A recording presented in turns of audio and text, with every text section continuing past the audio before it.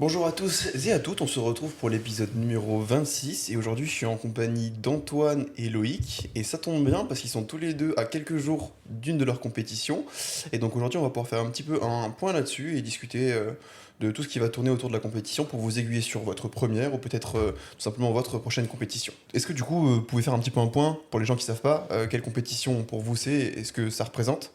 On va commencer par la moins importante des deux compétitions. Alors, moi déjà, ça va être ma 10e compétition. 10e? Ouais, Ah ouais? ouais, c'est tout. Bah en vrai, C'est pas là mal. cette année, je les enchaîne. Donc j'ai compté, mais cette année, je vais en faire entre 4 et 5 si je fais les championnats de France ou pas. Donc c'est pas mal. Donc ouais, 10e compétition. Et moi, ça va correspondre tout simplement à une qualification France, vu que cette année, c'est un petit peu différent. Où il y a le Grand Prix fédéral, il faut être dans les 17 ou 18 premiers. Il y en a 7 qui vont au championnat de France directement ou quoi. Moi, le but, c'est de faire le minima N1. Donc, pour quand même que ce que je fais en compétition représente quelque chose dans un niveau France. Dans tous les cas, il faut que j'ai le minima N2, donc ça, ce sera bon. Et puis voilà, juste faire une bonne comp, faire ce minima-là, faire un petit peu plus s'il y a. Et puis, au niveau de l'objectif, c'est ça, hein. Mhm. Moi, du coup, ça va être les championnats du monde. Et ça va être ma je sais pas combien compétition. Et toi, t'as un Open IPF qui fait beaucoup. Ah ouais, c'est Là, n'importe je crois que j'avais quoi. fait 10 compétitions ma première année. Donc, Ouais, Et là, Et c'était combien de championnat du monde? ouais, c'est ça le plus important. championnat du monde, ça doit être les 5e. Ok. Et je crois peut-être 10e compétition inter, du coup. Un truc comme ça, à peu Ok. près. Ouais, parce que t'as dû faire autant de championnats d'Europe. Ouais, quasiment. Ouais, j'en ai fait un peu moins, je crois. Il y a peut-être des années où tu... Ah, parce que t'as fait les World Games Ouais, aussi, attends. donc ça rajoute une compétition. Ouais, j'ai fait 21, 22, 23, 25, 26 comme championnat d'Europe. Et ben, Moi, j'ai fait 10 compes et Antoine, il a fait 10 compes inter. Ouais, 10 ou... Non, peut-être 11e, peut-être j'en suis Attends. déjà à 10, ouais. je suis en train de Bah, calculer 5 du coup, mondes, parce 5 que... Tu 5 Europe et un World Games, donc ouais, 11e. sais que moi, je crois que je suis pas loin d'avoir fait 10 championnats du monde. Ouais, bah ouais. Parce qu'il y a des années où je faisais les juniors et open, et j'ai commencé en 2018, et je les ai tous fait jusqu'à cette année. Donc 18, 19, 20, 21, 22, 23, 24, 25, plus j'ai fait un ou deux juniors, donc ça doit faire 9 ou 10. Voilà. 10 championnats du monde. Bon, bah écoutez, c'est super cool. Et donc, du coup, moi aussi, la question que je voulais vous poser tout naturellement, qui m'est venue en tête, c'est vous êtes tous les deux coach de la structure, mais malgré ça, vous avez fait le choix, vous avez décidé d'être coaché. Mhm. Et donc, du coup, moi, je voulais qu'on parle un petit peu de cette plus-value, peut-être dissocier du coup ce qu'on peut s'apporter à soi-même et là où il y a besoin d'un petit plus, parce que vous avez largement les compétences pour vous suivre vous-même, vous êtes plutôt capable, enfin, vous êtes capable totalement de savoir ce que vous devez faire pour progresser. Mais qu'est-ce qui, du coup, fait que vous voulez quand même être suivi et que voilà, vous avez besoin de ça pour progresser ou vous considérez que c'est important dans votre pratique? Bah, je pense que c'est toujours important d'avoir un avis extérieur, tu vois, de quelqu'un qui va déjà qui nous connaît bien parce que ça fait longtemps qu'on est ensemble. Et parce que moi j'avais beaucoup de mal, c'est que j'allais faire trop, toujours trop. Mhm. Et du coup d'avoir quelqu'un qui va plutôt tempérer, avoir la raison, puis même des fois quand ça se passe mal, avoir savoir comment adapter les choses, tu vois. Mhm. Surtout là en ce moment, vu que j'avais le dos un peu fatigué et tout, c'était bien d'avoir quelqu'un avec qui discuter de ça et de pouvoir Ouais, faut faire les mieux bons choix, ajuster, quoi. ouais. Mhm.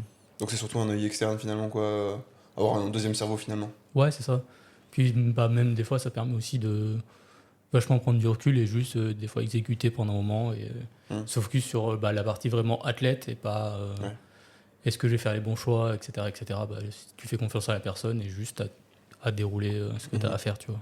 C'est vrai que c'est un truc auquel j'avais pas pensé, mais quand tu es vachement impliqué dans ta pratique, pardon, c'est compliqué de parfois de prendre du recul. Et donc juste de te dire, bon, en fait, là, en gros, genre, j'interfère pas avec ce qui se passe, je laisse faire.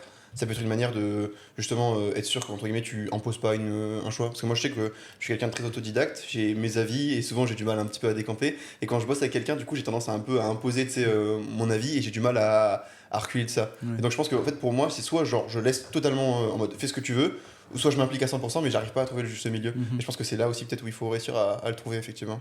Moi, pour mettre un petit peu de contexte pour les gens, donc moi j'ai été coaché par Charlie quand j'ai commencé au tout début, là où c'était obligatoire dans le sens où j'avais pas les connaissances, je savais pas faire et donc il me fallait un coach. Il m'a coaché, je crois, 2 ans quasiment. Après, je me suis auto-coaché quand j'ai eu mes grosses douleurs au genou parce que j'étais un peu en mode faut vraiment que je fasse moins et j'ai pas envie de de faire subir ces gros changements à un coach, tu vois. Et j'avais aussi envie de tester des trucs tout seul parce que à ce moment-là, genre, je squattais 1 ou 2 fois par semaine et j'avais un peu cette vision où j'avais l'impression de devoir rendre des comptes à mon coach, Ouais, mais tu sais, des pas comptes satisfaire, quoi. pas positifs, mais ouais, certaines charges ou quoi. Et du coup, j'avais fait un bout de chemin pendant, je crois, 1 an ou 1 an et demi tout seul. En plus, t'étais suivant en réhab, quoi, à côté. Ouais, Du coup, c'était la priorité un peu numéro 1 dans le sens où. Enfin, en vrai, c'est un truc que je dis toujours quand t'es vraiment dans un épisode de douleur, il y a personne qui est plus à même de savoir ce que tu peux faire ou Ouais, pas que toi, c'est surtout ça, quand t'as un peu ouais. d'expérience avec la gêne, quoi. Et donc, j'ai fait ce bout de chemin. J'ai fait 2 compétitions qui sont très bien passées après, où j'avais quasiment plus de gêne. Et après, du coup, j'ai fait appel à toi pour retrouver quand même un côté, comme disait Antoine, où on me structure. Et pour pas que je fasse trop bêtement, moi, c'est ce que j'avais tendance à faire aussi. C'est si je m'écoute, je vais faire des gros top sets où je vais pousser un petit peu l'intensité. Là où on voit depuis plusieurs mois que j'en ai pas forcément besoin. Et là, j'ai débloquer un peu un truc dans ma pratique où je sais que me caper un petit peu en dessous de ce que je suis capable de faire me permet quand même d'être à un super niveau sans avoir ces gènes. Là, je touche du bois, mais actuellement, ça fait je sais pas combien de mois où T'as plus rien je du tout, suis quoi. healthy, quoi. Mon corps, Healthy. je suis comme ça, quoi. Ça va quoi, ça me fait Franchement. penser Emilis in Paris. Ah ouais. Le mec de Emilis, Moi, j'ai un mec de aucune- London, J'ai aucune les vrais rêve. Ah sont ouais, je vois pas du tout. Mais du coup, ouais, physiquement, je suis trop bien parce que, vu que tu me dis, écoute, on fait juste ça pour Ouais. que tu sois bien, ça me permet de me dire, ça fonctionne, je continue, quoi. Et en plus, j'y ai pensé, on a eu cette discussion où tu sais, tu voulais le halt que tu voulais passer un Ouais, peu plus ouais, lourd et ouais. tu m'as dit, oh, il faudrait peut-être que je fasse ça. Ouais. Et le premier truc que je t'ai dit, c'est en vrai, enfin, jusque-là, on Ouais. fait comme ça fonctionne très bien. Et du coup, t'as pris une journée pour réfléchir, tu m'as dit, en vrai, t'as raison, Ouais. faut pas qu'on pousse, tu vois. Et c'est le genre de moment où justement. Et en plus, bon, je pense qu'avec toi, c'est un truc qui fonctionne bien, c'est que toi, t'as une personnalité qui est vachement conservatrice Mhm. et moi, un peu l'inverse. Mhm. Du coup, ça fait le juste milieu entre les deux, tu vois. Genre en compétition, il me dit, bon, moi, j'aimerais faire 2,60. Je dis, bon, allez, 2,75. Et du coup, on fait le juste milieu. C'est là où moi je vais peut-être te raisonner en mode non, je pense que je peux vraiment pas faire la big top end que tu penses, Ouais. et à la fois toi tu vas me tirer un peu plus vers le haut en disant je pense que tu peux quand même faire ça Ouais. à ce moment-là, tu vois. Genre au meet, si vraiment tu avais géré mon match en Irlande, je pense que tu aurais mis 160 sur le dernier bench et je l'aurais fait à la place de 57 qui passe Ouais. RP7, quoi, tu vois. Euh, Donc ouais. Et c'est sûr qu'après, ça demande aussi un peu au fur et à mesure de se comprendre. Et puis après, en vrai, c'est aussi le truc qu'on se disait justement par rapport à ta compétition, c'est que, en fait, t'as un objectif, et l'objectif principal, c'est d'arriver à cet objectif. Ouais. C'est-à-dire que, en soi, faire un peu plus, c'est prendre des risques, mais ça t'amène pas grand-chose en Mhm. plus. Et donc, c'est là où tu calcules un peu le risque aussi de tes essais, et est-ce que ça vaut le coup ou pas en fonction de ce que tu veux faire. Donc, ok. En gros, pour résumer, c'est vraiment avoir un avis externe. On va dire. L'avantage aussi, je pense que c'est. Nous deux, on a un peu une relation de coaching comme ça, c'est que ça fait un moment que je te connais et qu'on bosse ensemble.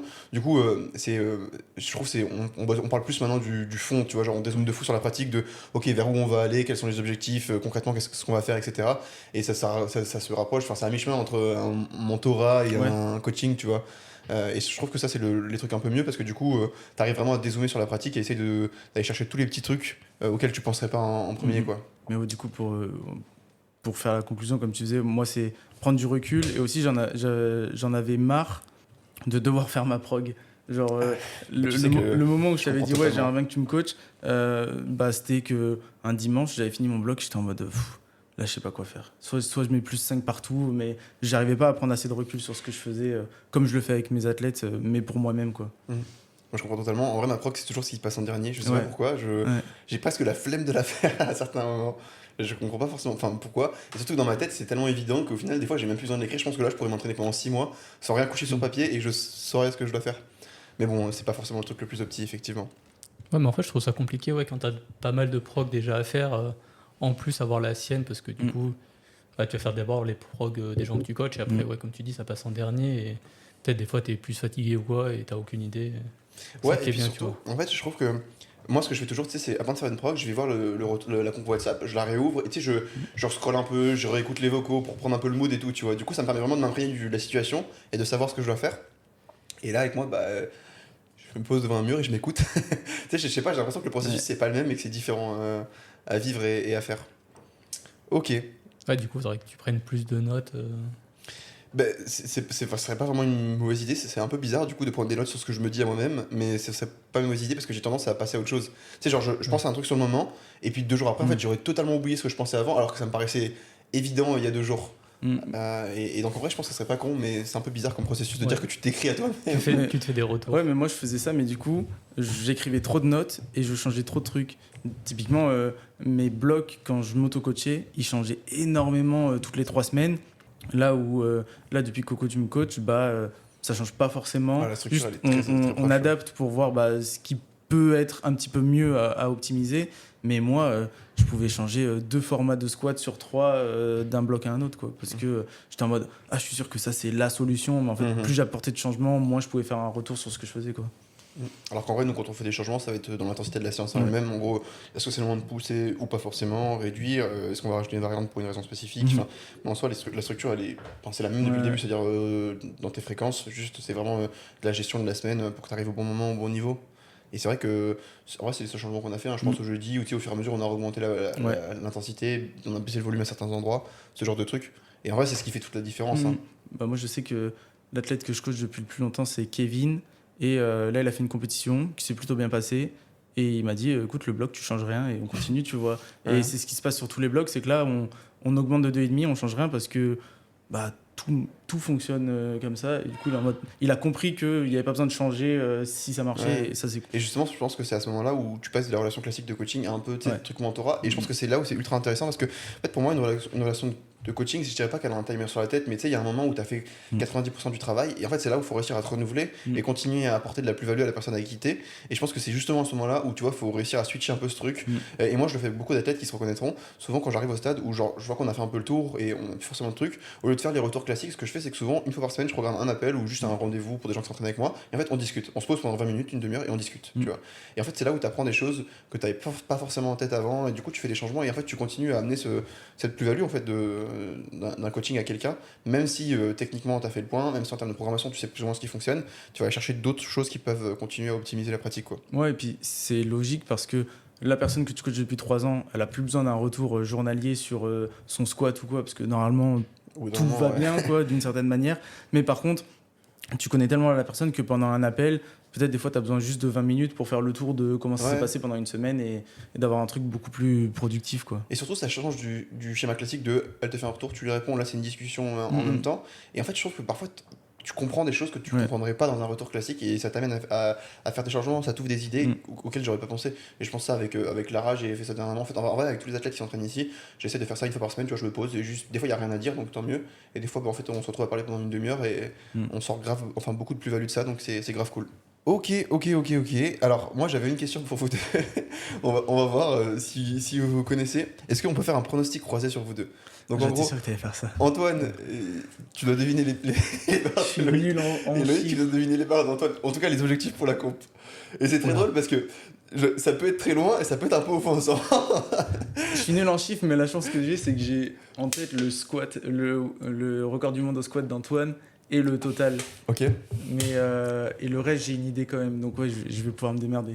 Tu veux commencer? Alors ouais, je vais commencer. Donc, si je dis pas de bêtises, ton record c'est 2,40.5. Donc je pense que le but c'est d'être vraiment pas loin de ça. Je vais prendre en compte que tu as les petites gênes au dos quand même. Mais je pense que ça te gêne plus au terre qu'au squat. Donc je vais dire 2,42 parce que bon, tu es un athlète qui a quand même beaucoup d'expérience. Donc on va pas dire que tu vas prendre 10 kilos sur ton squat d'une compétition à une autre. Je vais dire 2,42 au squat. Ou genre, du coup, vu que c'est un record de 40.5, je vais dire 2,43 pour garder un record. Au bench, je sais plus ce que tu veux au bench. Au squat, t'es bon. Ok. Au bench, j'ai peur de dire une connerie, mais tu bench 135, non? Truc dans Europe. Il a fait une poker face. Je sais pas. Ok, au bench, je vais dire 137. Ok. Parce que normalement, quand on a mal au dos, le bench, il monte bien. Donc, je vais dire 137. Et du coup, au terre, vu que je sais que ton total au monde, c'était 6,28.5 ou 6,28. Non, 6,28. Parce que 6,28.5, c'est Dupuis Noël. Donc, Il est bien renseigné, hein. Il est bien faire, renseigné. faire 2,43 plus, j'ai dit 137. Et du coup, 2,43, 137, ça fait 50, ça fait 80. C'est 80. 2,80, ça fait 3,80. 3,80 pour un peu plus de 6,30. Donc, ouais, je vais dire 6,40 et 2,80. C'est hilarant. Il est en train de faire des maths. Ah ouais. Attends, 6,40 moins 2,80, ça fait combien? Ça fait 2,60. Ah, tu délivres 2,60, Antoine, t'es chaud. Là, je vais dire peut-être un peu moins du coup. Donc 2,55. Donc 2,43, 135, 2,55. En vrai, c'est pas très loin. Ouais, c'est pas très loin. Squat, c'est on point pour moi. Bench, ça va dépendre. Je pense que c'est pas très loin, 137, 140, Ouais, dans je les eaux là, pense, je pense. Et terre, je pense un peu plus. Ah ouais? Ouais. Ouais, Ah, tant mieux. je pense que je pourrais être sur 2,60 plus. Ok. Ah ouais. ça, ça, si ça sort avant les Worlds, il y aura un petit bip. Hein. Ouais. Désolé. Mais ouais, je pense. Ok. Non, à mon avis, genre, ouais, 2,55 sera en 2 et. Ouais, après on Après, verra on ce qu'il y a, verra. quoi. Moi, je poste tout, donc c'est trop facile pour toi. Bah, tu sais que même pas. Hein. Ok. Pareil, c'est bien. dur. Hein, C'est bien, il y a de l'enjeu. T'estimes- Non, je pense qu'il est plus loin. Surtout qu'en plus, toi, tu sais, t'as une chance, c'est que t'as commenté les France. Du coup, justement, t'as la perf de Valentin. Ouais, c'est et pour du ça. coup, t'as scout un petit peu. Et je pense que tu connais les Ouais. step d'art un peu grâce à ça. Ouais. Alors que lui, pas du tout. Mais du coup, avec un peu ce que j'ai entendu, ce sera genre 2,65. Ok. Ok. Bah, dans les 160 au bench. Ok. Et deadlift 3,20. Bah, il est bien aussi. Hein. 2,65, c'est ça. Au bench, un peu plus, j'aimerais bien 62 ou 65. Et deadlift, ouais, entre 3,15 et 3,25. C'est ouf, en vrai, t'as été ultra proche. Ouais. T'as été ultra proche. Ouais, c'est pour ça Surtout que toi, qu'elle tu est t'entraînes plus- quand même vachement en submax. Donc, Ouais, c'est ouais, compliqué c'est de dur de savoir un peu ta savoir. top end, tu vois. Moi, je délivre 2,30 toute la semaine et après, je fais un single à 3,10 le samedi. Ok. Ouais, mais après, oui, c'est vrai que du coup, j'ai vu quelques ouais. singles et tout passer. Bah écoute, Intéressant. félicitations. Mais je crois que du coup, t'avais 2,5 kg d'écart au squat. Enfin, allez, on va dire que c'était bon au bench. Et au terre, t'as dit 2,55. Ouais, j'ai dit 2,55 pour Antoine. Je pense que tu peux avoir un petit 10 d'écart. S'il y a un moment où il y a un petit 10 d'écart. Ah ouais, putain. Alors, bien. et du coup, t'étais même plus. Je pense qu'Antoine était plus proche Ouais, que, peut-être, ouais. proche que toi. Ouais. Pardon, je t'ai fait du pied. Ok. En vrai, vous avez géré de fou. Je m'attendais pas à ce que ce soit Ouais. si proche. Ouais. Ouais, c'est vrai que c'était un peu le truc piège. Si du coup on continue un petit peu sur ça, quand vous êtes en pleine prépa comp, est-ce qu'il y a des choses que vous faites différemment, des choses sur lesquelles vous vous focussez pour, je sais pas, la dernière semaine, le dernier mois? Est-ce que vous avez un peu un processus dans lequel vous vous mettez proche d'une comp? Pas forcément, je suis curieux de savoir un petit peu ce qu'il en est par rapport à ça. Bah, pas forcément. Hein. Franchement, je crois. En fait, vu que, bah, comme vous deux, moi je suis réglé un peu en athlète, quoi, au niveau de la nutrition, du sommeil, de la récupération et tout, bah, je continue. Je vois la différence par contre maintenant sur les déplacements ou sur les nuits où je dors moins bien. Mhm. Genre ce week-end, je me suis déplacé pour une comp et la veille de mon SBD, j'ai vraiment moins bien dormi. Là, je sentais la différence en termes de récupération. Donc je sais que cette semaine, 5 jours avant la compétition, je fais très très attention au niveau du sommeil et j'ai plus de déplacement ou quoi. Mais par contre, non, il n'y a rien qui change. Je mange pareil. Juste là, je vais vite fait optimiser pour le poids. Sinon, au niveau de l'entraînement, vu que je sais que maintenant que j'ai pas besoin de me mettre la tête dans le mur pour passer mes derniers entraînements de la prépa, non, même j'ai hâte parce que vu que on fait des blocs de 3 semaines, il n'y a pas de stratégie taper ou quoi, mais mes derniers entraînements sont assez stimulants, donc ça me met dans le mood de la compétition et tout. Donc non, je change rien, je continue. C'est vrai qu'avant, à l'approche des compètes, ça se voyait quand même la différence, tu t'hypais beaucoup plus, Ouais. surtout à Castelnau, Ouais. de plus en plus, et du coup c'est un peu le moment où parfois tu crachais, t'arrivais pas à arriver jusqu'au bout, et c'est vrai qu'en soi, là en termes de mood, ça change Ah non, ça change quasiment rien du tout en C'est une approche. c'est une fin de bloc. C'est une fin de bloc. Ok, et toi Antoine, du coup? Moi, je change rien aussi. Ok. Je ferais juste déjà de base en dehors du power ou quoi, je fais pas grand chose. Là, je fais absolument rien d'autre. Ouais. Genre juste, je viens, je m'entraîne, je taffe et Ok. je mange et je dors. C'est drôle parce que en vrai, moi je le vis comme ça, mais il y a certaines compétitions dans ma vie où j'ai pas pu m'empêcher De changer. d'être ouais. ultra. Genre, typiquement les Worlds l'année dernière, bon, même si ça s'est pas bien passé, j'étais dans un mood, je sais pas pourquoi, j'étais fou. J'étais beaucoup plus. Enfin, j'étais à fond surtout. Après, je sais que pour le coup, là, mon entraînement était extrêmement éprouvant, donc j'avais Ouais. l'impression de devoir vraiment tout optimiser parce que sinon, justement, c'était le château de cartes qui s'écroule. Et ça revient un peu à ce que tu disais, toi. Maintenant, tu ressens plus facilement la fatigue. Mhm. En fait, je pense que c'est avant, tu t'entraînais à là par rapport à ta peine de ce que tu pouvais faire, et maintenant tu t'en rapproches de plus en Mhm. plus. Donc, disons que si de ce côté-là ça redescend la récup, tout de suite tu Ouais, sens que tu arrives ouais. plus vite à ta limite. Et je pense que c'est ça la différence, parce qu'en fait, avant, tu étais limité par tes gènes, Mhm. qui étaient influencés par ta fatigue en soi, parce que quand t'es fatigué, t'as plus Oui, mal, ouais, ouais. mais c'était pas vraiment une limite physique à Non. proprement dit. Alors que là, plus le temps passe, et plus je pense tu t'en rapproches. Ah oui. Parce que justement, on a trouvé le truc de on augmente le volume, pas forcément l'intensité. Mhm. Et petit à petit, en fait, tu y arrives, mais bon, forcément, c'est pas indéfini non plus, Mm. quoi. Il y a un moment où tu arrives très proche de ton max, quoi. Ok. Ouais, mais là, c'est vrai que du coup, moi, j'étais dans un mood un peu bizarre où c'est genre déjà, tu vois, les mondes. Parce Ouais. que je fais tellement tout le temps pareil que Ouais. juste là, aujourd'hui, ce qui a changé, c'est que j'ai dû commencer à boire plus. Et Ouais. pour faire le load, Ouais. mais c'est tout, tu vois. Mais c'est en plus, toi, t'as déménagé et tout, donc je pense Ouais. que les derniers mois sont passés vachement vite Ouais, c'est avec par le rapport à ce que t'as déménagement. l'habitude, quoi. Je me suis dit, bon, bah là, ça y est, c'est samedi dans. Mais aussi le fait quelques jours. de s'entraîner comme on le fait avec des blocs de 3 semaines et pas de taper, ça change beaucoup de choses. Ok. T'es pas en mode ah bah tel bloc ça va être le bloc de la prépa, tu vois. Mhm. Pour moi, je fais juste un bloc de plus où mon intensité augmente progressivement. Et genre, on n'a pas fait des formats parce qu'il y avait une compétition Ah bah à la non. fin du bloc, tu vois. On a juste continué et on sait que dans tous les cas, le niveau que je veux atteindre à la compétition, ça sera le niveau que j'aurais atteint dans tous les cas si j'avais fini mon bloc. Donc, on continue comme ça. Alors que quand vraiment tu mets des mots sur une stratégie où tu dis, bah là, on va faire un picking sur 4 semaines, puis un taper sur une semaine et tout, Oui, t'as des ça te met attentes, dans un mood où tu as plus tendance à t'exploser sur ton dernier SBD de picking. Et après, sur taper, du coup, tu vas dire, ah bah c'est le taper, du coup, je vais y aller un peu plus doucement, ou je vais traîner un peu la patte à l'entraînement, ou je vais ressentir une fatigue qui n'existe pas. Du coup, pour moi, vraiment, cette compétition-là, je suis en mode ah, je suis en fin de bloc. En plus, c'est à 2 heures de voiture de chez moi, donc je suis en mode bon, bah, ouais, tranquille, quoi. Je vais faire un SBD. C'est exactement ce que je disais à Julien, l'athlète que je coach hier. En fait, il me disait ouais, si tu m'avais fait faire mon SBT principal lundi au lieu de samedi, je me sentais beaucoup mieux et je comprends pas pourquoi. Et je lui dis en vrai, en regardant les vidéos, je pense qu'il y a vraiment pas tant de différence, mais je pense que la plus grosse différence, c'est l'attente de ta séance que tu as. Genre le samedi, c'est ton jour principal, donc tu t'attends à ce que tout bouge super bien. Et je pense que du coup, t'es vraiment dans le truc de oh putain, ça bouge pas aussi bien que je voudrais. Alors que le lundi, t'arrives en mode bah, en fait, j'ai juste du volume à faire. Le but, c'est d'arriver à la fin de la séance. Et donc, du coup, en fait, comme ton attente, c'est pas la même, la sensation de ce que tu fais, elle est pas la même. Tu vois, tu t'attends à moins, donc du coup, t'es plus vite satisfait. Et à l'inverse, le samedi, tu t'attends à beaucoup. Donc, dès qu'il y a un truc un petit peu différent, t'as l'impression que c'est loupé, que c'est moins bien. Et je pense que ça joue beaucoup. Et ça te force à faire soit des mauvais choix, soit à t'investir trop dans ta séance et justement arriver dans ce truc de tu craches, etc. Mais c'est vrai que moi, bah, ce que je disais pour la prépa monde l'année dernière, je me suis mis dans des états de fou. Et je pense que ça revient un peu sur un truc que tu as dit, c'est que en fait, j'ai fini les Europes. Et pour moi, la semaine après les Europes, j'étais déjà en prépa monde. Oui. Tu vois, c'était pas, il y avait pas genre de. Je continuais et je pense qu'en fait le fait d'avoir gagné les Europes ça m'a un peu mis dans le truc de ok j'ai le titre européen, je dois défendre le titre mondial truc, et tu vois j'avais l'impression que c'était le moment et donc je sais pas je me suis mis dans un mood un peu spécial où en fait effectivement genre dès la fin des Europes j'étais en mode bah en fait je suis déjà en prépa et j'ai pas eu cette période de transition là je pense et du coup bah, ça m'a fait une prépa de 3-4 mois dans ma tête ce qui est ultra long tu vois et je pense que c'est ça qui a fait que j'étais dans un mood un peu différent et que ça m'a aussi coûté autant d'énergie que ce soit physique et mental et c'est pour ça aussi que le fait d'avoir loupé ma compétition comme ça c'est une des compétitions que j'ai le plus mal vécu parce que j'ai l'impression de m'être tué à la tâche pour au final aucun résultat ouais, voilà. Pour rien. Ouais, mais après, moi, je me projette beaucoup moins qu'avant.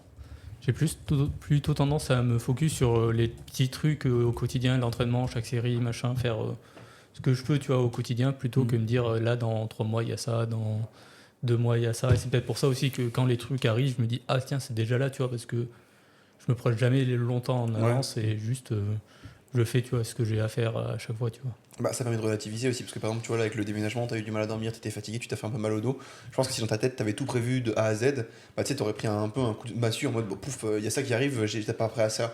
Alors que là je trouve que t'as très bien relativisé, tu vois t'es en mode bah dans tous les cas je fais ce que je peux, je reviens et ça aide aussi à quand t'as des obstacles à les surmonter quoi. Ok. Et est-ce que, avant de monter sur la plateforme, toi, je sais que t'es un peu superstitieux, moins, mais est-ce que vous avez un rituel, un truc à vous bon, si c'est pas trop personnel, que vous pouvez dire, peut-être un truc con que vous faites. Je vais commencer par exemple pour moi. Quand je suis très stressé, j'ai un tic que je fais. Je fais ça avec mes doigts. Vous voyez, genre je fais ce J'ai truc-là. déjà vu, ouais. En gros, je touche toutes les extrémités de mon doigt. Je sais pas pourquoi je fais ça depuis tout petit. Quand je joue au foot, genre quand j'étais stressé, je faisais ça. Et un autre truc très drôle, je comptais, enfin genre je lisais le numéro. Vous voyez, le foot autour, il y a des panneaux publicitaires, genre des petites sociétés du coin, les boucheries, machin. Je lisais tous les numéros et je les apprenais par cœur. Ah, J'avais ce tic-là. Je sais pas pourquoi. Donc voilà. Mais le truc des doigts, je te vois toujours faire au squat. Ouais, quand je suis Squat, un peu stressé, je fais toujours ça. ouais. Bah en fait, moi j'ai tout le temps le même setup partout. Donc ça m'aide à appréhender toutes les séries de la même manière. Et je l'ai remarqué, je pense, depuis 2-3 blocs, où vraiment au squat, je fais tout le temps la même chose dans l'ordre.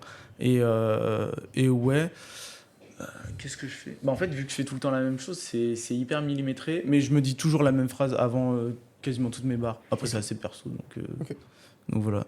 Mais genre du coup c'est un discours à toi-même quoi. ouais. Surtout. Ouais, à moi-même. Et comme ça me met dans le mood à chaque fois. Ok. Où après, je suis bien, quoi. Et toi ? Moi, j'ai juste, on va dire, déjà écouté les mêmes musiques avant de passer au squat, etc., au deadlift.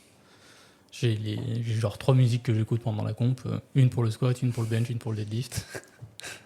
Ok, toi aussi t'es super Et ça sûr. passe en boucle. J'allais y venir sur la musique parce que tu vois, en Irlande, ils ont envoyé un Google Doc en disant donnez-nous la dernière musique au deadlift.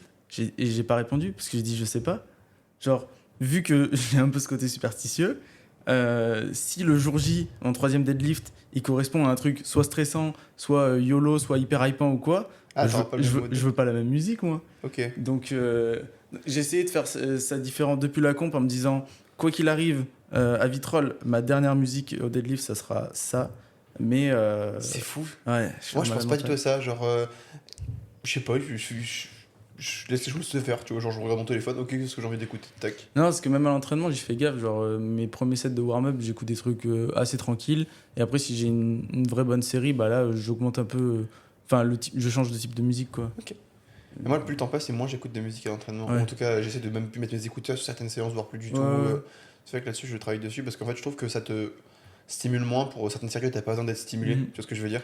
Et donc, du coup, le coût de ta série, il est moins important, ce qui fait que tu peux en faire plus. Je le vois un peu comme ça. Ouais, mais des fois, j'aime bien genre, juste mettre de la musique calme. Du coup, ça m'aide à me focus, tu vois. T'étais là ou pas? On est arrivé, je crois que c'était lundi ou mardi. Oui. Il y avait des OST Oui, Pokémon. oui, oui. Mais genre vraiment à l'Ocarino, Pokémon Emerald, tu vois. Ouais, ouais, Mais- c'est des musiques qui m'apaisent et j'aime bien juste mettre ça pour être bien focus. Et... Les musiques de clair-obscur, elles sont bien pour ça. Ah, J'aime bien. ouais. Ouais. Ok, est-ce que vous avez une anecdote d'une compétition où il y a un truc qui s'est mal passé, il y a un truc qui est parti en vrille, j'en sais rien, et du coup, comment vous l'avez géré? Est-ce que vous en avez tiré? Mal passé, ouais. Oula, oui, il y en a. Hein. Si je vous laisse réfléchir, je vais en raconter une. Alors, c'est pas un truc que j'ai vécu directement moi, mais c'est Lucas Morel Ah que je ouais. suivais à l'époque. Ça m'a marqué ce jour-là parce que on partait faire une compétition, je crois que c'était à Troyes, dans le nord de la France, enfin dans le Grand Est. Et en fait, il y avait un problème avec l'affichage. En gros, ils nous avaient dit la compétition commence dans 30 minutes, et genre 5 minutes après, ils font genre début du plateau. Et du coup, Lucas, il était genre à 70 kilos au squat. Et là, ils font le début du plateau, et c'est lui qui ouvrait le plateau à 190. Du coup, il allait sous 190, il s'est écrasé. Il est retourné en chauffe, il a refait des chauffes, il est repassé en deuxième, Ouais. et ça s'est bien passé. Ouais. Et genre, il a pris un coup de pression monumental Ah, de cette ouais. compétition, et je me rappellerai toute ma vie, c'était hilarant. Si, bah, je l'avais raconté dans le podcast précédent, mais après je peux en trouver une autre. Mais pour ceux qui ne l'ont pas écouté, bah, ma première comp, où vu qu'il n'y avait personne pour me handle, c'était genre début de la comp à 15h, et à 15h j'avais déjà fait ma dernière chauffe depuis 10 minutes. Je suis descendu, je suis arrivé devant la feuille de match, parce qu'il n'y avait pas de télé en haut, et je vois mon nom tout en bas de la liste, genre 11e ou 12e. Du coup j'avais 10 minutes de pause encore, et j'ai pris le parti de ne rien faire et d'attendre 10 minutes, et d'écouter de la musique. La powerlifter. Et j'étais hyper stressé. Ouais, bah ouais. Et moi, je le vois quand je prends pas de deuxième essai au terre, et que je me rends compte que j'ai genre 20-25 Ah ouais. minutes devant moi, je suis en mode, Qu'est-ce qu'on fait? c'est long. Donc ça, mais sinon, ouais, mal passé, oui. France Open 2024, quand je fais mon last warm-up au terre et que je pose la barre, et il y avait Barnabé et Charlie pour me coacher. Et je regarde Barnabé, je lui dis dis-lui de mettre 10 de moins à l'opener. Et Charlie était déjà parti vers la table de marque sans me concerter pour mettre 10 de moins. Et donc ouais, ça c'était pas ouf. Ah putain, ça m'a fait penser à un truc, je te laisserai après, je te donnerai la parole, Antoine. C'était à Caen, je crois. Un championnat de France à Caen. Toi, tu dois te souvenir, c'est 2019 quand, je crois, non? 2018, non? Peut-être, alors c'est peut-être celui de l'année d'après. Mais l'année où je squatte 3,35, j'étais un peu monté en 120. Et tu sais, il y avait Ah, Romuald Massé oui. et moi, on squattait pour le plus gros squat de Ouais, je me France. souviens. Et en fait, j'arrive au terre et je jouais ma qualif du coup pour le championnat du monde. En fait, ça faisait un moment que j'avais beaucoup mal au terre, donc je faisais quasiment pas de terre. Et j'étais même passé en tradi pour cette compétition-là. Et il y avait pas d'un avec moi dans la salle de chauffe. Et genre, je commence à m'échauffer à 70. Et en fait, j'avais tout le dos qui crampait. Et genre, j'avais pas. Enfin, si j'avais un peu mal, mais c'était pas non plus un truc de fou. Mais en fait, vu que j'avais tout le dos qui se passait, ça me faisait shutdown. Genre, juste, je faisais un petit malaise Ah vagal. ouais. Et genre, j'avais besoin de faire 300 pour faire ma qualif. Et donc, du coup, je tire sur 70 en chauffe. Je tombe dans les pommes, je me relève, je mets 120, je tire sur 120, je tombe dans les pommes. Et genre j'ai fait ça jusqu'à 2,70 avec tout le monde qui me regardait comme un fou furieux dans la salle de chauffe. Et j'arrive du coup sur le plateau, je tire 300, je fais ma qualif, je me sens pas bien mais ça va avec l'adrénaline et tout, j'arrive à tenir. Et je crois qu'au final je m'arrête à 300 parce que le sélectionneur d'équipe de France m'a dit en gros arrête-toi là, c'est bon, c'est que t'es bien, juste prends pas de risque. Ouais. Et voilà, du coup je suis tombé genre 6 ou 7 fois dans les pommes en salle de chauffe. Mais genre je ouais. devais faire 300 pour avoir ma qualif. Et voilà, c'est un souvenir de compétition un peu cocasse. Ah ouais, l'échauffement, il devait être long. Hein. Mais en fait, je tombais dans les pommes, mais genre pas longtemps, tu vois, genre. Et en plus, c'était pas na. Donc, je faisais genre 120 kilos. Donc, je tombais à côté de lui, il me rattrapait comme il pouvait. Je me relevais et je Oh là repartais. là. Voilà. Ah, ouais. Et du coup, est-ce que t'as un truc, Antoine? En vrai, des compétitions qui sont très mal passées, il y en a eu pas mal déjà. Mais c'est surtout au terre, je crois que j'ai l'impression. Ouais. Parce que je pense, ma 2e ou 3e compétition, j'ai fait buller au terre, je rate les 2 premiers. Du coup, Pour quelque chose en particulier? le premier, je crois que verrouillage. Le 2e, je le rate complètement. Ok. Et après, du coup, 3e qui passe. Mais bon, beaucoup de stress. Genre, Ouais. 2e compétition, j'avais pas envie de buller. Beaucoup de stress. Après, il y a eu Saint-Ouen-Kermit. Je sais plus lequel c'était. Où pareil, j'avais failli buller au terre. Je crois que j'avais squatté 2,20 et après, pareil, je rate mes 2 premiers essais techniques et tout. En plus, du coup, il y avait Julien Guti qui aurait pu me battre à ce moment-là. Oui, je m'en souviens. Ah, moi, je m'en souviens pas. Je m'en souviens. C'était à Saint-Germain, je crois. Ouais. Je crois que c'était. Ah oui, c'était en 2023. Ah bah alors, c'est le premier meet que j'ai fait. Ça veut dire qu'en 3 ans, t'as pris 25 kilos sur ton squat, hein. Putain. Ouais, le squat, ça a bien Ça progressé. pousse. Hein. Ça pousse. Le deadlift, pas tant que ça, mais. Attends, non, on va rien dire, on fait les montes et on verra après. Si, moi, j'ai souvent raté mes premiers terres. Pour up and down? Ouais, trop facile. Donc Pareil, trop rapide. tu repars en avant. Non, mais du coup, j'ai souvent raté.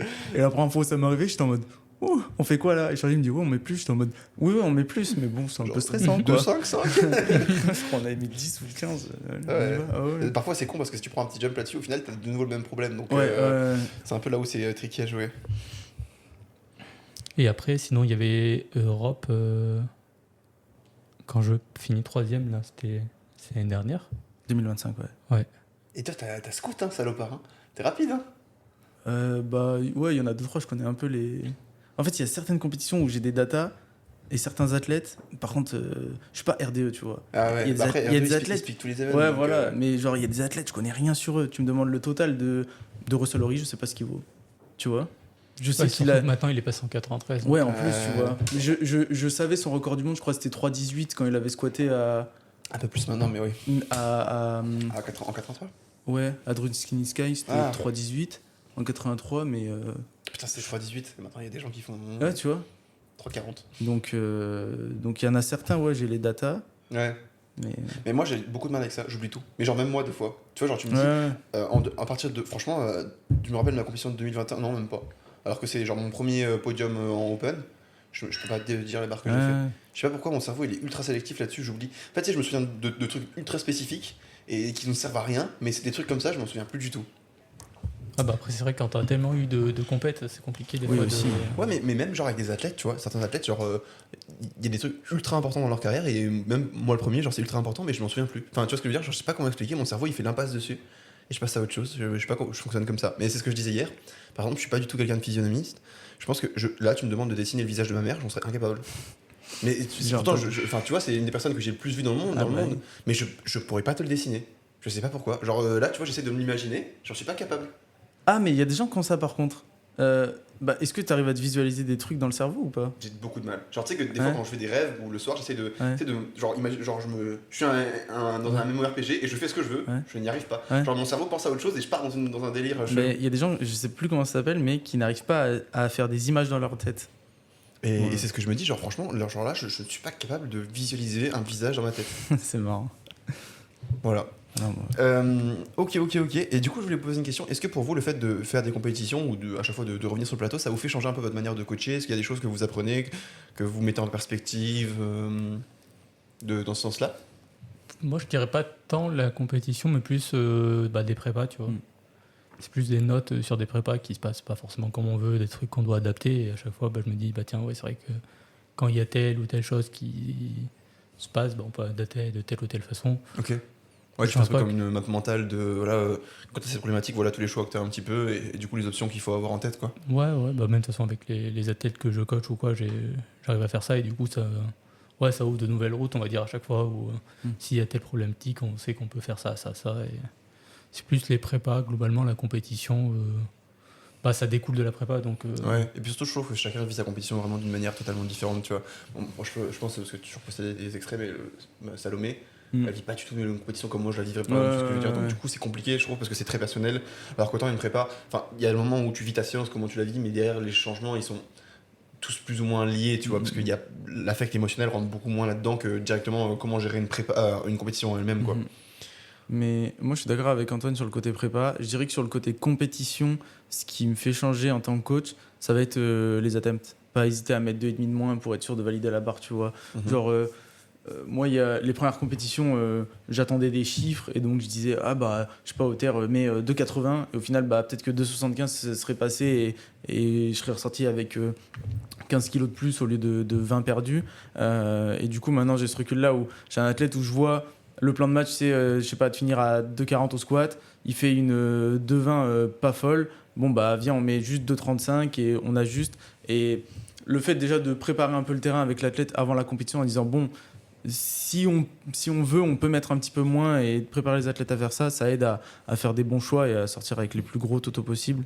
Moi, c'est vraiment là-dessus que... Ok, donc le game plan lui-même. Ouais, quoi. le game plan et surtout la réaction en instantané, quoi. Genre vraiment être lucide sur... Je sais que tu as squatté devant à l'entraînement, je sais que tu en es peut-être capable aujourd'hui, mais là, avec les standards et le stress, viens, on met de 17 et on assure et... Ouais, c'est des bons du choix, risk quoi. management, c'est ce qu'on Ouais. disait. Tu vois, parfois 2,5, enlever 2,5, ça ne changera rien pour ton objectif. Genre, tu sais que tu peux y arriver. Par contre, si tu finis sur ta deuxième, bah là, c'est foutu, tu vois. Et donc, des fois, il y a des choix à faire comme ça par rapport à ça quand on n'est pas sûr, effectivement. Ok. Est-ce que si vous deviez donner un conseil à vous-même, genre vous d'il y a 5 ans, vous lui diriez quoi? Pour une compétition, du coup. Ouais, bah, là, vous êtes dans votre situation à vous. Bon, moi, il y a 5 ans, ça serait ma première.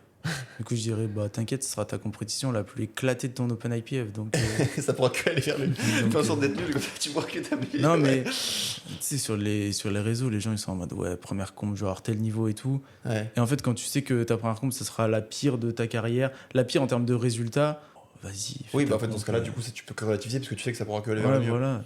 Bon, Et bah, je prends l'exemple, tu parlais de RDE. RDE, c'est ça, tu sais, il est attaché 2 fois son Open IPF en mode il faut qu'il y ait que des bons trucs. Et moi, il me dit, oh, regarde, toi, t'as bullé. Je dis, oui, mais en fait, tu sais, genre, moi, genre, la bulle, en fait, je vois pas ça forcément comme quelque chose de négatif, surtout quand c'est un choix, genre, un contexte, parti pris, tu vois ce que je veux dire. Et du coup, moi, mon Open IPF, je m'en fous, tu vois, genre, parce qu'on disait, on parlait du hit-rate, genre Mathis Ducré, il a un ultra bon hit-rate de manière générale, enfin, il est bon sur son attempt picking, genre il fait des bons choix. Moi, c'est moins le cas. Et c'est quelque chose de volontaire, tu vois. Dans ma stratégie de la manière dont je lift, je suis comme ça, je vais prendre pas mal de risques, etc. Donc, si tu prends mon hit rate absolu, bah, il a l'air éclaté. Mais je veux dire, je pourrais aussi avoir un hit rate parfait. En fait, ça dépend juste du risque que tu es prêt à prendre pour chaque truc. Mais par exemple, si j'avais pas ce hit rate, bah, j'aurais probablement pas été champion d'Europe l'année dernière, tu vois. Donc, moi, je pense que c'est le truc que je me dirais, c'est en fait. En gros, n'aie pas peur de faire comme t'as l'habitude de faire, tu vois. De pas vouloir te conformer à ce que tout le monde fait, tu vois. Ouais, non, je sais même pas quoi dire. C'est Mais compliqué. Hein. Sinon, on te laisse réfléchir. Et moi, j'ai une dernière question à poser à lui, comme ça tu auras le temps de réfléchir si jamais tu trouves quelque chose, sinon c'est pas très grave. En gros, la question que je voulais poser, c'est à vous deux, du coup, pourquoi est-ce que. Enfin, je sais que d'un point de vue purement personnel, c'est quelque chose pour vous d'ultra important le powerlifting, mais est-ce que d'un point de vue professionnel, c'est aussi important de continuer à faire des compétitions ou pas? Ah ouais. Ah, ouais. Est-ce que tu as l'impression que genre, ça t'apporte des trucs dont tu as besoin, une légitimité, une façon de penser, juste de comprendre un peu les problématiques de chacun enfin... Pas une légitimité, mais en fait, j'apprends tellement à chaque compétition, même encore aujourd'hui, sur des petits trucs. Mais des fois, c'est, je sais pas, optimiser la chauffe des athlètes ou des choses comme ça, où tu apprends à mieux gérer dans l'ensemble un match de A à Z, que pour moi, c'est important. Après, déjà, là où j'en suis dans ma carrière, entre gros guillemets, je me vois absolument pas arrêter les compétitions. Donc, après, par contre, s'il y a un moment où je dois ralentir, juste parce que j'ai peut-être un petit peu moins le niveau France, ou parce que je deviens un peu plus vieux, ou que j'ai plus de taf, etc., je pense que je continuerai à faire au moins 1 ou 2 par an, au moins une. Ouais, c'est dans le jus, quoi. Mais ouais, mais en plus, même pas pour dire je fais une compétition, regardez, je suis coach et athlète, ce serait plus pour continuer à vivre ce que vivent mes athlètes pour arriver à rester lucide, tu vois, et pas pas commencer à être un vieux con, entre guillemets, qui dit ah bah c'est facile, ouais, mais actuellement tu t'entraînes pas, donc me dis pas que c'est facile, tu vois. Mais tu sais, c'est un peu le truc de dès que t'es impliqué émotionnellement dans quelque chose, des fois t'as des réactions auxquelles tu t'attends pas du tout que tu vas avoir, tu vois. Je prends l'exemple de l'amour, genre on a tous eu tu sais, dans un moment où tu ressens quelque chose de particulier pour une personne, t'as une réaction qui est complètement bizarre ou pas du tout toi-même. Et ça, c'est le genre de truc que je pense que tu dois vivre juste pour savoir, tu sais, genre, ok, là c'est trop, là c'est pas la bonne réaction, voilà là comment je me serais senti, donc quels sont les justes mots à ce moment-là. Et je suis d'accord avec toi que c'est assez important pour, on va dire, vraiment pouvoir proposer le meilleur accompagnement dans ce sens-là. Est-ce que... Ouais, moi, je pense que du coup, ouais, c'est important de garder un peu le mood, tu vois, de la compétition. toujours avoir en tête un peu, tu vois, le stress que tu as quand tu es athlète. Parce que si tu prends les manières, on va dire, un peu pragmatiques des choses, tu veux dire, il y a juste à faire ça, ça, ça. Mais quand tu es impliqué, c'est toujours différent. Donc, ouais, je pense que c'est important de toujours faire des compétitions. Et de toute façon, de manière générale, je me vois pas, ne plus en faire du tout, même dire dans 10 ans, tu vois, je pense que j'en continuerai à en faire un peu pour le plaisir. Et comme tu dis, une par an ou deux. En fait, si tu as vécu le moment où tu es sur ton dernier bench, tu as raté les 2 premiers pour je ne sais quelle erreur, ou alors tu as raté l'opener au terre, si tu as vécu tous ces moments-là, tu es plus à même d'adapter ton discours pour l'athlète. Si en plus tu connais l'athlète émotionnellement et tout, en fait, c'est le combo parfait pour avoir un coaching efficient et parfait, quoi. Moi, je pense qu'aussi, ça me permettrait de ne pas avoir le syndrome de l'imposteur moi-même. Ouais. Je pense que si vraiment j'étais trop loin du milieu, je me dis, mais en fait, genre, qui suis-je pour me permettre de donner des conseils à des gens alors qu'entre guillemets, je le vis plus, je sais même, parce que ça s'oublie, tu vois, genre, on dit le vélo, tu oublies jamais, mais il y a des trucs que tu oublies. Genre, typiquement, moi, je sais qu'il y a des périodes où, quand j'étais blessé, j'ai pas fait de la compétition pendant un moment. Quand je suis retourné dans les compétitions, j'avais l'impression d'être plus du tout familier au milieu, genre. Je stressais de fou, je savais pas comment gérer mon stress, et en fait, j'avais l'impression d'avoir oublié comment faire une compétition, tu vois. Et je pense que t'as beau t'en rappeler, t'as beau faire l'effort, si tu restes pas dedans, c'est un truc que fondamentalement tu vas oublier petit à petit, tu vois ce que je veux dire. Donc effectivement, je pense que c'est bien de rester là-dessus. Bah écoutez, super. Moi, j'ai fait le tour de toutes les questions que je voulais poser. J'espère que vous avez kiffé un petit peu le format, ça change un petit peu d'habitude. Du coup, de parler de compétition. On aurait pu d'ailleurs le faire avec Charlie, mais il n'était pas là aujourd'hui parce qu'il est dans la même situation. Tout le monde a une compétition très prochainement. Écoutez, merci à tous d'avoir écouté. N'hésitez pas du coup à liker, commenter en fonction de la plateforme où vous êtes et que vous écoutez ce podcast, donc Spotify ou YouTube. Vous pouvez lâcher un petit like, 5 étoiles, c'est ça ? C'est ça, 5 étoiles partout, like partout. Et si vous avez des questions, posez-les en commentaire, on y répondra dans le prochain Entre Coach. Merci à tous d'avoir écouté, on se retrouve très vite pour l'épisode numéro 27 du coup. Au revoir.